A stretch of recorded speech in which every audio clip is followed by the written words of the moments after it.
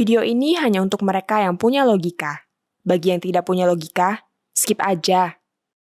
Salah satu persoalan besar yang harus saya hadapi seusai Lebaran dan pemilu tahun ini adalah gugatan PDIP.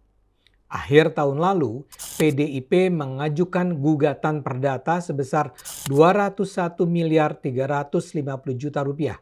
Gugatan nggak main-main itu diajukan terkait video saya yang berjudul "Benarkah Megawati Ngamuk Karena Kaisang Gabung PSI?" yang ditayangkan pada 25 September 2023 di akun @adearmandoofficial. Saya tentu saja siap menjalani proses persidangannya yang kabarnya akan dimulai akhir bulan ini. Tapi terus terang saya menganggap gugatan itu tidak masuk di akal. Dalam video saya itu, saya justru sedang berusaha membantah isi sebuah video yang menyebarkan kabar yang tidak layak dipercaya bahwa Megawati marah-marah karena Kaisang gabung ke PSI. Saya sedang mengedukasi masyarakat agar tidak begitu saja percaya dengan kabar-kabar serampangan yang bisa memecah belah bangsa. Anehnya, PDIP malah marah dengan saya. Para penggugat saya, yaitu Pak Hasto Kristianto selaku Sekjen PDIP dan Pak Yasona Lauli selaku Ketua Bidang Hukum dan HAM PDIP, justru menuduh saya menyebarkan kabar bohong tersebut. Saya mengatakan itu kabar bohong, tapi kok saya dianggap menyebarkan kabar bohong?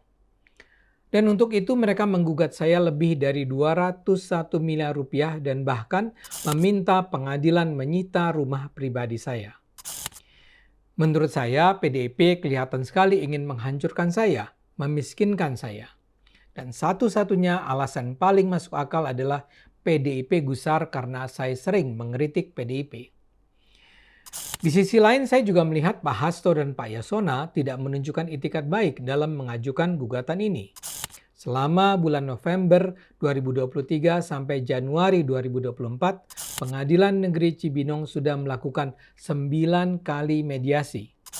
Mediasi ini wajib dilakukan sebagai cara penyelesaian sengketa melalui proses perundingan untuk memperoleh kesepakatan para pihak dengan dibantu mediator. Bila mediasi gagal, baru persidangan dilakukan. Sebagai warga negara yang taat hukum, saya senantiasa hadir ketika dipanggil sebagai pihak tergugat untuk menjalani proses mediasi. Sementara Pak Hasto dan Pak Yasona selaku penggugat tidak pernah sekalipun hadir dalam proses mediasi tersebut tanpa memberikan alasan yang patut. Padahal menurut Peraturan Mahkamah Agung Nomor 1 Tahun 2016 tentang prosedur mediasi di pengadilan, dikatakan bahwa para pihak, yaitu penggugat dan tergugat, wajib menghadiri secara langsung pertemuan mediasi dengan atau tanpa didampingi oleh kuasa hukum. Jadi, Pak Hasto dan Pak Yasona seharusnya hadir, kecuali kalau memiliki alasan yang sah.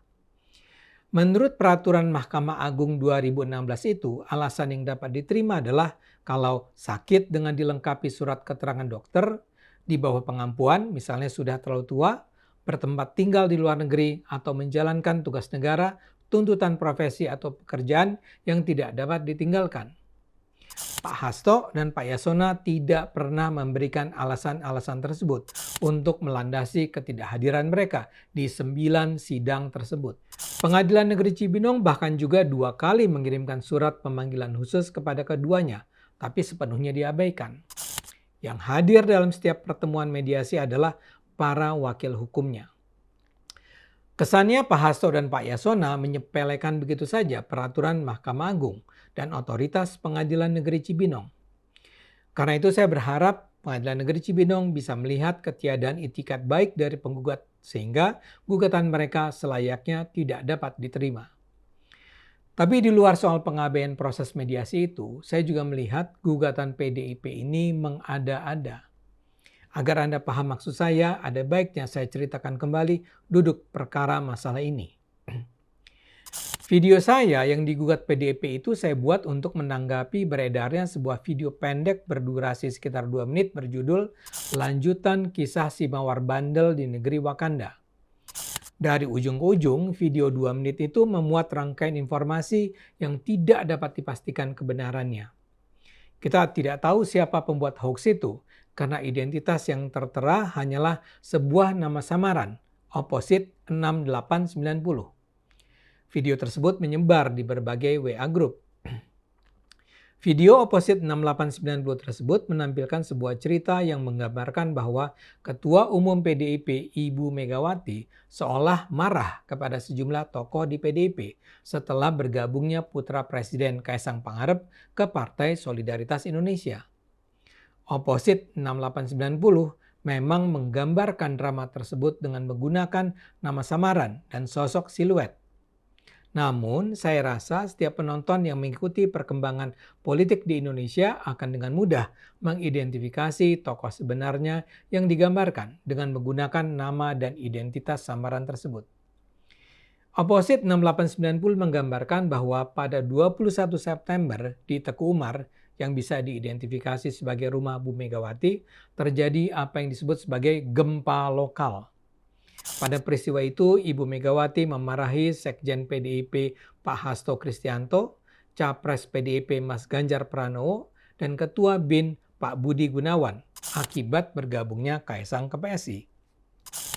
Opposite 0890 juga menyatakan bahwa apa yang terjadi di Teku Umar itu merupakan pertanda keretakan hubungan Bu Megawati dan Pak Jokowi. Di dalam video saya yang kini digugat PDIP, saya justru berusaha membantah apa yang disampaikan Opposite 6890 tersebut.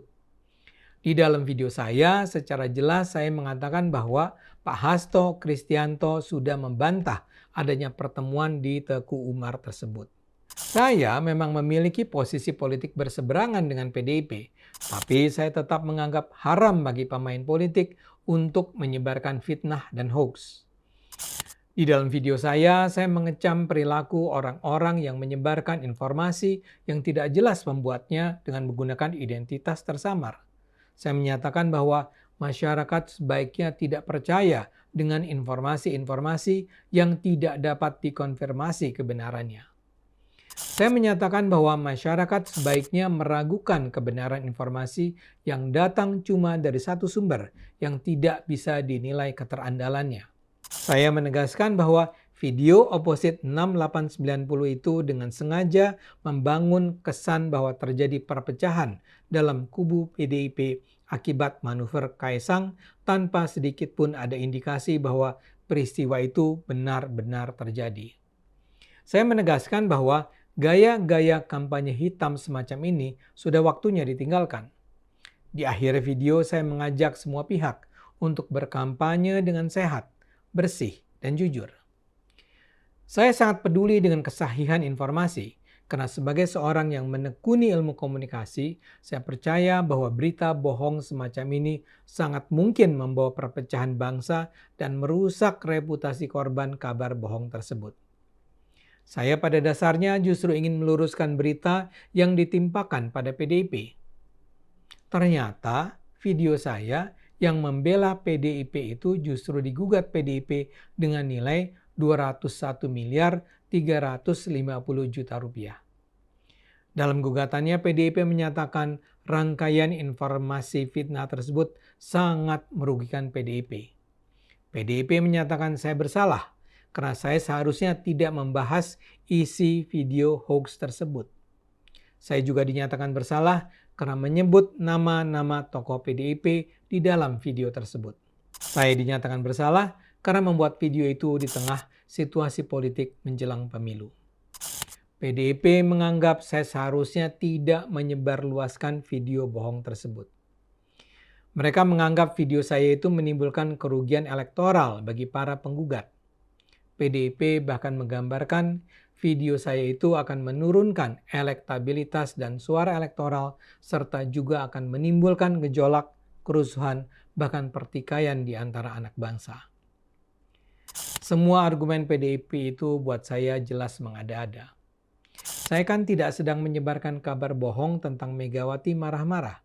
Saya memang menggambarkan isi video pendek yang berisi kebohongan tentang Megawati marah-marah tersebut.